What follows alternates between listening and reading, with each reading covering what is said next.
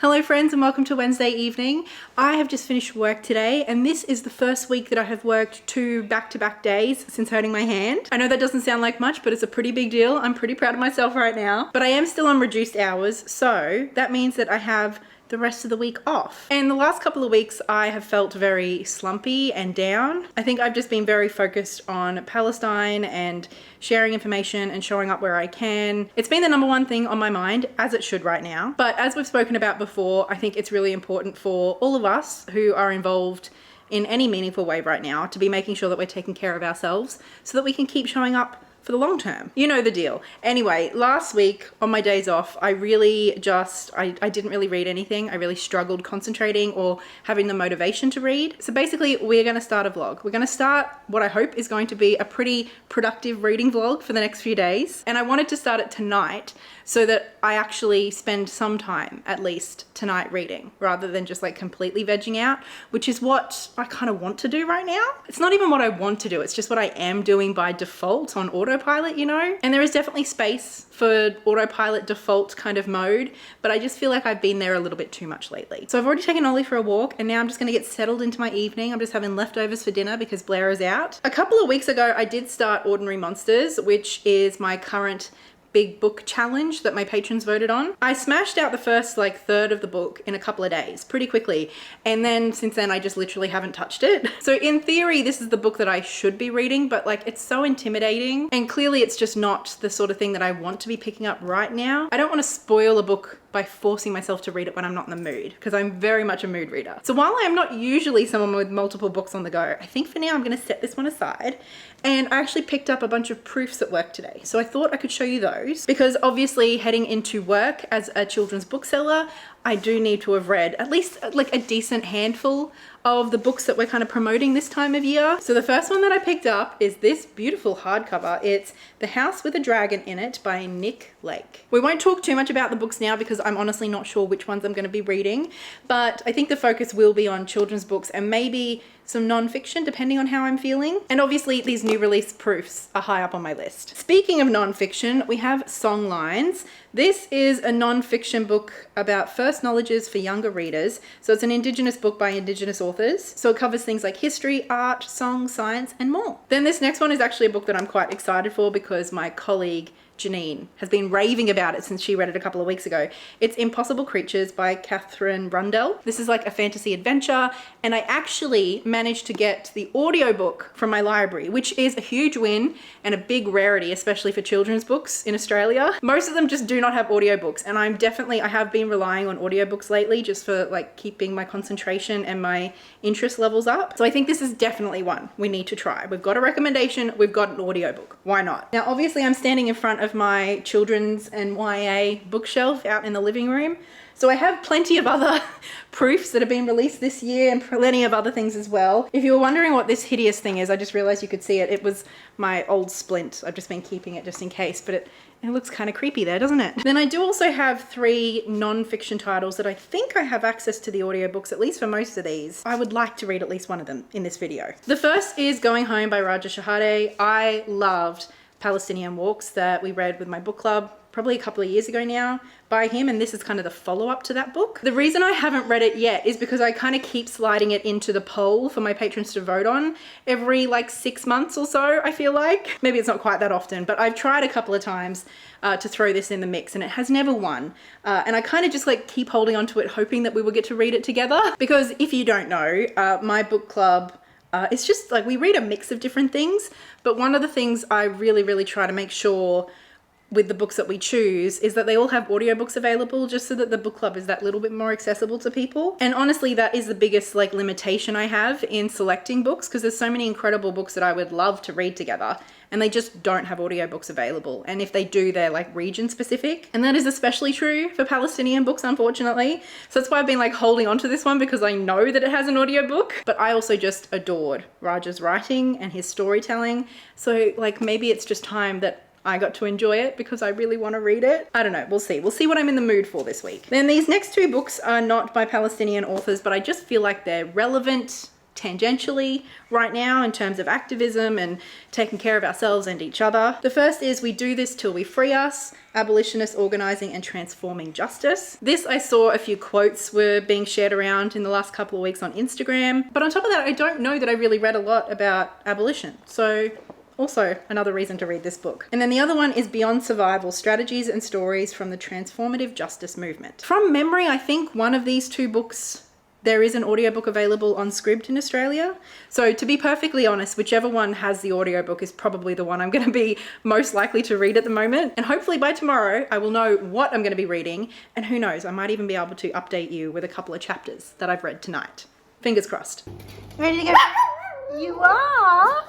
Okay, come on, honey. Come on, let me put this on. Hello, friends. Welcome to Thursday. Ollie and I are out on a little walk. I've got my audiobook playing. Last night I did start reading Impossible Creatures. I got about 30 pages in. It's not a lot of reading, but it was like a good start, you know? And I fell in love with it almost immediately. The writing in this is amazing. It's so atmospheric and just fantastical. The beginning of the book literally starts with like a little bestiary. I say little, it's like a good 10 pages or so. It kind of reminds me of the feeling I used to get as a kid going through those books like Dragonology and stuff, but obviously it's here in a chapter book instead. But I think that really set the scene quite well for what we're going to expect, the kind of creatures that we could come to expect to get to know throughout the story, and also the sense of humour in the writing as well. So far we've met a young boy named Christopher and a young girl named Mal. At the beginning of the story, Christopher is going to go stay with his grandfather in kind of like a remote area, and Mal, she's been chased by a murderer who's just killed her great aunt. So the stakes are already pretty high, but Mal and Christopher, I can just tell I'm going to fall in love with these characters. And like I said, there is just a really good sense of whimsy and... Is there a fly? Point is, I'm really enjoying it. Now, tonight I am supposed to be, or I did have tickets to go see Francesca Albanese. She's here in Australia at the moment. She was on Q&A on Monday evening, which was a mess. And then on Tuesday she did a press club talk where she basically spoke to and answered questions from journalists throughout Australia, and she basically railed them. She railed the ridiculous, biased, offensive reporting that has been happening in Australia around Palestine and Israel. Honestly, it's been that way for as long as I can remember, but obviously with everything going on, it's just really heightened the really harmful rhetoric and lies that our media has been spewing. However, I have woken up today not feeling great. I don't know whether it's like a combination of quite bad hay fever and some asthma, or if I'm getting sick. This time of year can just be a bit hard to tell, but I'm just not feeling great. So I don't think it's a good idea for me to sit in a room full of 100 people and potentially spread germs around. So as sad as I am to miss it, I am giving my ticket away to somebody else because it's a sold out event and I would not want an empty seat just because I have a bit of a sniffly cold, you know? In the meantime, I'm just gonna keep reading my book and Ollie and I are just gonna go for a very casual little stroll. And I suppose if I'm not going anywhere tonight, there's a good chance I might actually get to finish this book tonight. So keep your fingers crossed for that. Maybe that's being a little too optimistic with my track record lately.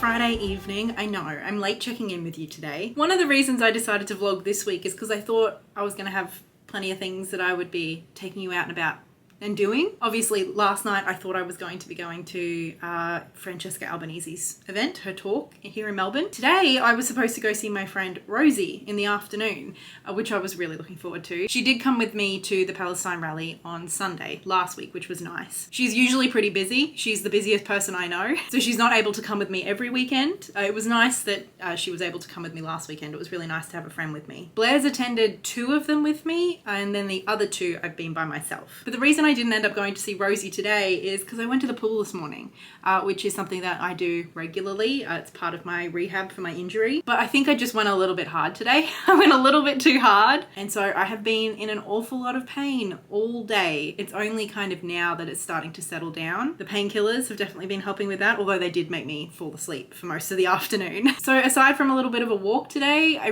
haven't done much. But since the last time I spoke to you, I have finished Impossible Creatures by Katherine Rundell, and I just loved this. I loved it so much. Like, I'll have to go back and have a look at the middle fiction that I've been reading this year, but this very well could be my favorite of 2023. If I'm being entirely honest, and like, I know it's recency bias, I literally just finished, but like, a little part of me is wondering whether this is going to be in my top 10 favorite books of the year, like across all genres and age categories. It really was that good. It was just beautiful. So like I said, our two main characters are Christopher and Mal. Christopher is from our world. He's a young boy and he's basically a normal kid, right? But his whole life, animals have always been drawn to him. Mal is a girl about the same age who is growing up in this magical realm. She can kind of fly, and also, like I said, there's a murderer after her. Pretty early on in the book, Christopher goes to visit his grandfather, who lives kind of like on this big property in the middle of nowhere, and straight away he tells Christopher that he is not to go to like the top of this hill, right? Like, it's dangerous, it's out of bounds, you're not allowed to go there. So obviously the first thing Christopher does is go to the top of the hill. And basically he finds out that there is a portal at the top of this hill into the archipelago, which is like this, it is part of the Earth, but it's kind of been locked off magically. It's this cluster of islands where magic still exists. He also finds out that his grandfather is the guardian of this portal, which is an important role that is basically like hereditary. So Christopher is going to be the guardian one day too. But anyway, Mal has actually found her way to this portal, and she has like this baby little griffin that's kind of like this pet of hers. It's so cute. I loved it. And on top of being chased by this murderer, she has also noticed in kind of recent time, something's going wrong with the magic in the archipelago. So anyway, she convinces Christopher to come into the archipelago, into the magical realm, to help her. Firstly, to help her get away from this murderer, but also to help her figure out what's going on with the magic. And partly because he kind of feels like a little bit of responsibility, given that he is like the grandson of the guardian, but also just because he's curious and he's got a little bit of that adventurous spirit, he decides to go with her. And so essentially what follows is like this massive, sprawling, magical quest. We learn that the archipelago was kind of closed off from the rest of the world by the Immortal One to keep it safe and to keep magic safe. This is a realm where all of these creatures that we met at the beginning of the book in the bestiary, which I'll show you here. It's really cute. There's several pages of it. And like I said, the personality in these little descriptions of each of the creatures is really cool too. So each and every one of these creatures do feature in the story. We meet all of them. Some of them briefly, some of them are main characters. So the Immortal is a really important figure in the archipelago. It's basically a person who is reincarnated constantly, so that's why they're immortal, but they always have their memories. And so it is they who know the stories and the lore and the secrets of this world, and it's them who are able to keep it safe. However, 100 years ago, the Immortal disappeared, and we don't know why, although we do learn. And I'm hearing myself describe this to you, and it sounds like a pretty stock standard kind of fantasy adventure novel, but the writing is just glorious. It's so emotive and descriptive, although it's still felt very fast-paced, the plot itself. There's just emotional weight in every sentence. That's the best way I can describe it. I think it just really, really evokes that sense of magic and wonder and beauty so well. And obviously with the immortal figure and with the stakes being very high for our main characters, there is like a really great exploration of mortality, morality, and responsibility, I suppose, to ourselves and to each other. I love Christopher and Mal. I love their dynamic. They just end up being kind of like this found family sort of situation. They end up feeling like siblings by the end. And then our secondary characters who help them along the way, I loved each and every one of them. They all feel so distinct and have such strong personalities.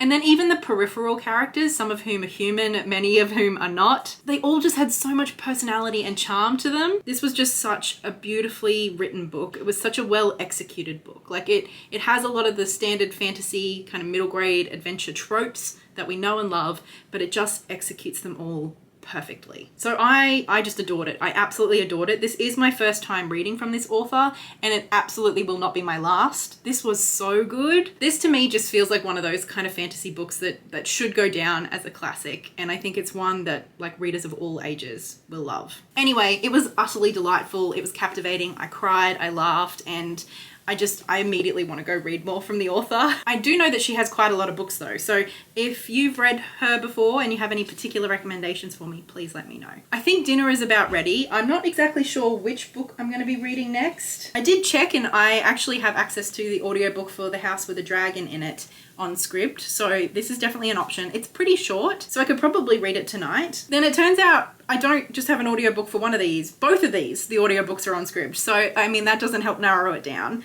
I was kind of like leaning towards Going Home by Raja Shahade, but when I like tried to open the book, it's one of those quite stiff hardbacks, which is fine, but given that my hand is quite sore today, I'm not sure that I'm up to it. So even though this is the one I'm in the mood for, this is the one I want to read, I think I'm gonna have to opt for something else tonight. And as of right now, I'm not exactly sure which one it's gonna be. So I suppose I will mull on that question over dinner, and I will catch up with you again tomorrow. Pushing myself now, deeper I knew sound more than ever before.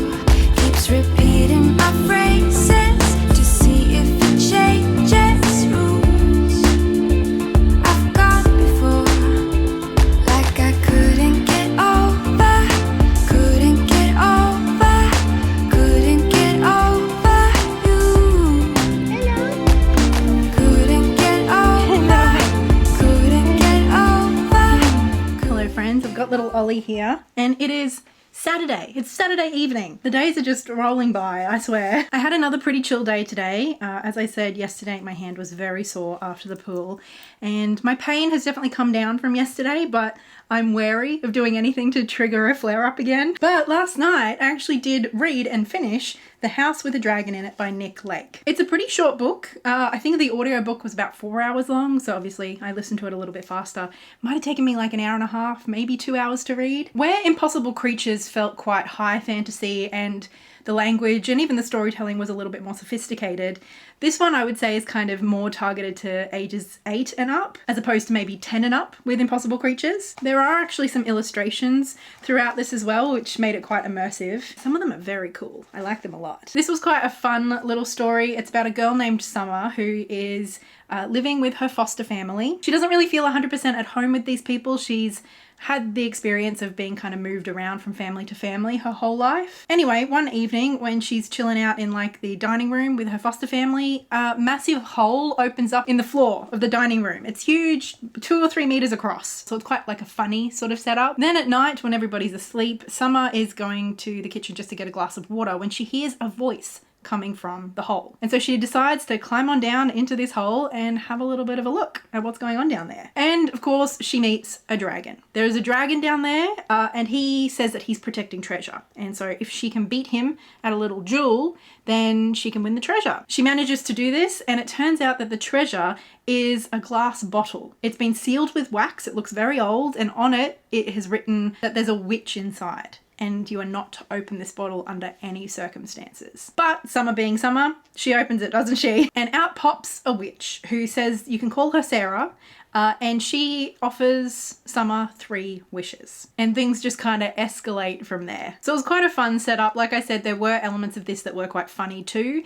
Even though, you know, Summer is a kid who is in foster care, it doesn't feel like an overly heavy book. Ultimately, it's a book about love and connection and finding your place in the world. And quite a lot of the story is about Summer learning to kind of drop some of the walls that she's built up as a result of being passed around in different foster care homes, and just allow herself to have friends, to have people that she loves, and maybe even a family too. So I really liked this. I liked it a lot. I really liked the character of Summer, and all of the peripheral characters were great too. The witch being this kind of like ambiguous character who we know we're supposed to be fearful of, but at the same time she's, you know, granting Summer these wishes. I think it definitely invites the reader to have a think about what they would wish for and what they would be willing to sacrifice for the things they want most. most. So it was a great read. I really liked it. I'm glad I read it. And while it is fun, it also does have some great messages and themes throughout as well. So a good read. I'm very happy about that. Then last night I did also have a bit of a flip through. I wouldn't say I read it cover to cover, but I had a flip through Songlines. As I mentioned, this is a non-fiction book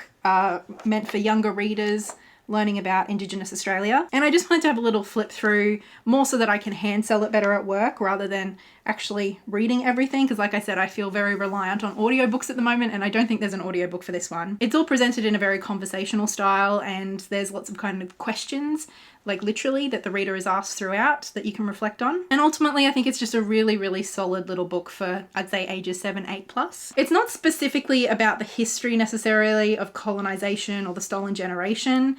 It's more about Indigenous culture. And I think it's a great resource. So that is what I read yesterday. Today, I have started my next book. I started We Do This Till We Free Us by Mariame Kaba. I've only read the first like 30 pages. I've read the part 1. Part 1 is So You're Thinking About Becoming an Abolitionist. And from what I can gather, this book was not written like as a book. It's a collection of essays and other things the author has written over time, even an interview that I've read so far, that are being collated and published in this one volume. And I actually tend to quite enjoy things like that.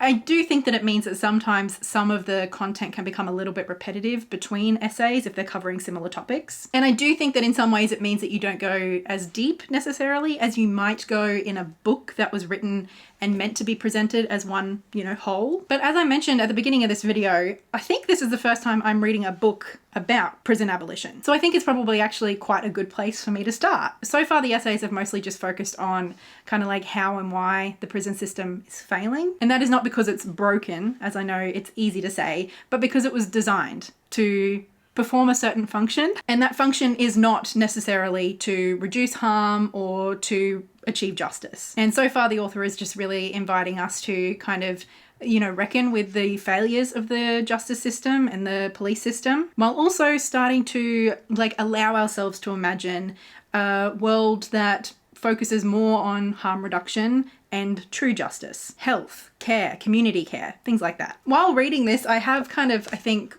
had the realization, it sounds kind of silly saying it out loud, but that I don't think abolition is really a big conversation here in Australia. That's not to say that it's not a conversation. That's not to say that there are not problems with our system and that it is not heavily racialized. I know it was reported in 2018 or something by Amnesty International, I think, that Aboriginal people here in Australia are the most highly incarcerated population on earth. They make up only 3% of people in Australia, and they are hugely disproportionately represented in the justice system. The conversation definitely seems to be more around reforming the prison systems and the policing systems. For example, some of the big pushes here in Australia have been around raising the criminal culpability age, which at the moment in many states is 10 years old. And of course, it mostly affects Aboriginal children. Another one, which was actually a win recently, was decriminalising public drunkenness, which is a law that is primarily used against, again, Aboriginal people. I remember a few years ago, I don't remember if it was this channel or my old channel, it might have been my old channel,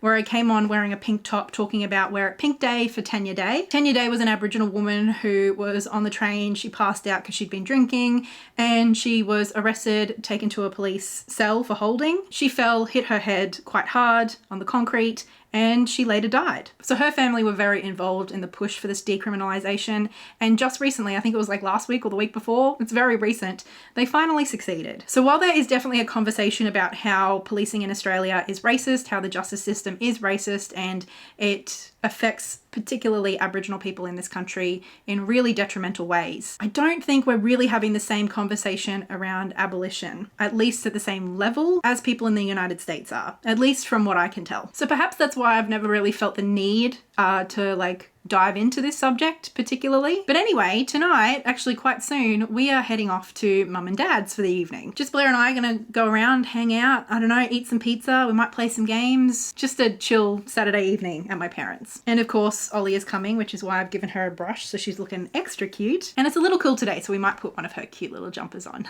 But as usual, I have managed to talk for longer than I meant to about some books, and so it is time for us to head off. That's a good look, Ollie. Are you ready? You ready to go, honey?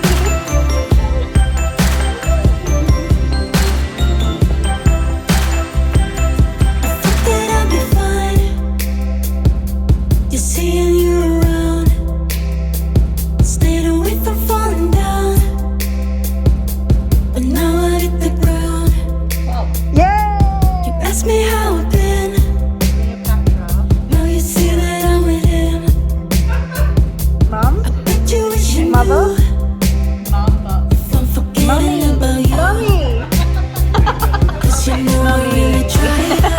Hello friends, welcome to Sunday. We're about to wrap this video up because I am heading off to the Palestine rally today. It's our 6th week in a row here in Melbourne, in Naarm, showing up for Palestine. It's 12 o'clock every Sunday at the State Library. If you're in the area, please come on down. Next week, the week after, we're going to be there until there is a ceasefire. And I'm not talking about some temporary humanitarian pause, I mean ceasefire. And then next on the agenda is freedom and justice for Palestine. But before I head off, I wanted to wrap this up and also let you know that I did finish We Do This Till We Free Us by Mariame Kaba. And I really enjoyed it. I was surprised by how easy it was to read. It was very accessible. Having read it, I do think it's fair to say, as others have, that it does get a little bit repetitive if you read it all through in kind of one go like I have. And not just in terms of the topics that are covered, but like literally some of the examples that she discusses. She has discussed in several different essays or in several different interviews. So they come up time and time again. So I think it is important to keep in mind when you're going to this book that it is a collection of somebody's work over years, rather than like a singular piece of work within that body. But because they're all essays and interviews,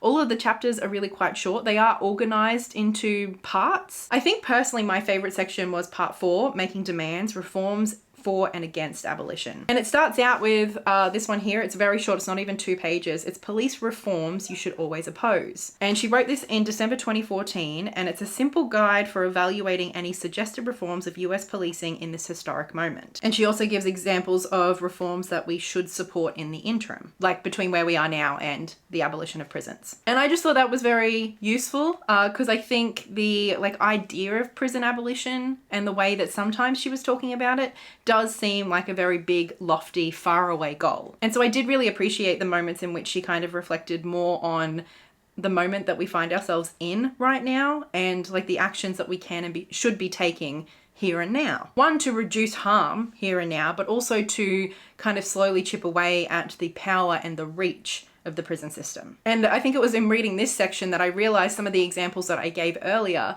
about the actions that I currently see kind of happening in Australia, I disentangled them from abolition. And while those movements and those goals, the organizers behind them weren't kind of framing them as abolitionist, they are in line with the sorts of things that Mariame Kaba talks about as essentially things that we should be fighting for now. You know, both of those examples I gave, the goal is to reduce the people who are criminalized and to therefore hopefully reduce the contact that police and the justice system have with those people. If I had to pick my absolute favorite entry, it would be in this same section in part 4, and it's called Itemizing Atrocity. And she wrote this in 2014 as well. And this, like, I swear I could have underlined almost the entire thing. It's a little bit longer. It's like 6 pages or so. And here she actually does make reference to Gaza because yes, the atrocities happening in Gaza have been going on for much longer than since the 7th of October. But what she's talking about here is how sometimes it can be easy to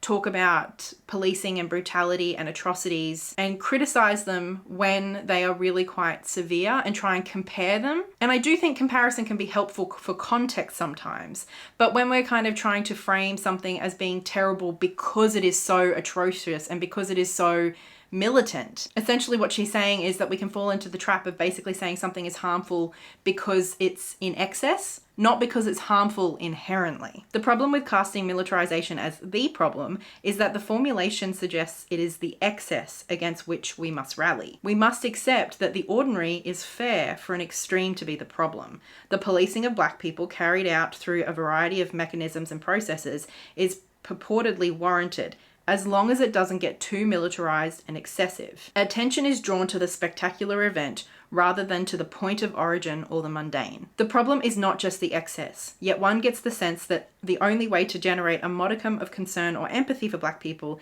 is to raise the stakes and to emphasize the extraordinary nature of the violations and the suffering, to circulate repeatedly the spectacular in hopes that people consider the everyday. But it's a fool's errand because it often doesn't garner the response desired or needed, and it leaves Black people in the position of having to ratchet up the excess to get anyone to care or pay attention.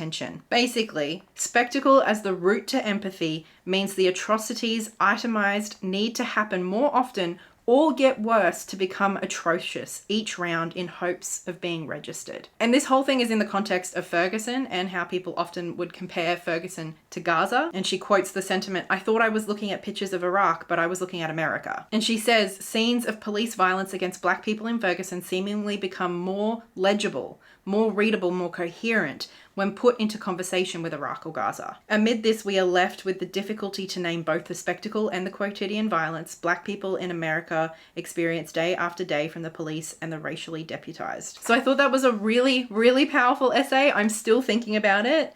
And I think especially this idea that, you know, kind of, we see all the time sharing atrocities online when they happen.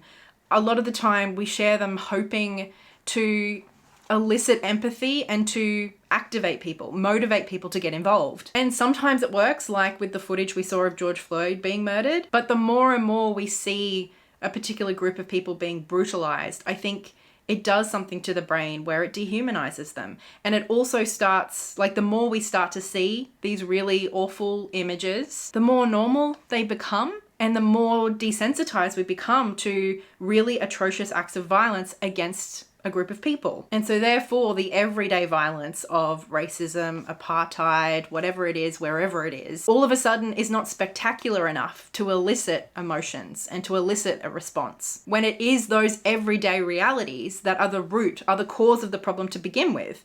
Without those root causes, we could not have those spectacular atrocities. And so relying on spectacular atrocities to motivate us is a really harmful cycle. The atrocities need to get more atrocious for us to act. And that is so fucked up. Obviously, I'm not speaking to everybody, and I think it is kind of, it's difficult, it's complex, because the other way to motivate people is through education, and obviously that takes time, that takes a willingness on their part. And so when we're looking to create mass movements of liberation, yeah, it's tricky. It's a tricky kind of balancing act, I think, because there definitely are examples where a particular image or a particular piece of footage literally changed an entire situation. One example I'm thinking of is Timor-Leste and the footage that finally got leaked of the brutal massacre that happened at a funeral by Indonesia. I'm not saying that's the only thing that led to Timor's independence. There was a lot of grassroots movement and a lot of international solidarity.